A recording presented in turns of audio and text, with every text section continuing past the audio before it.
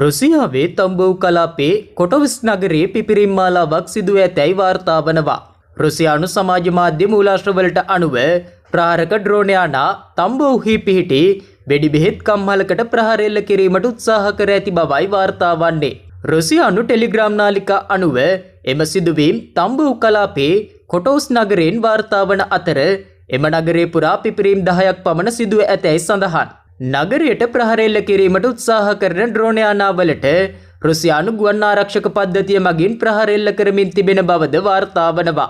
එම කර්මාන්ත ශාලාව රුසියාවේ කුඩා අවි සහ කාලතුවක්කු පතරම් සඳහා වෙඩි බෙහෙත් නිපදවන විශාලතම මධ්‍යස්ථානයක් ලෙසයි සැලකෙන්නේ.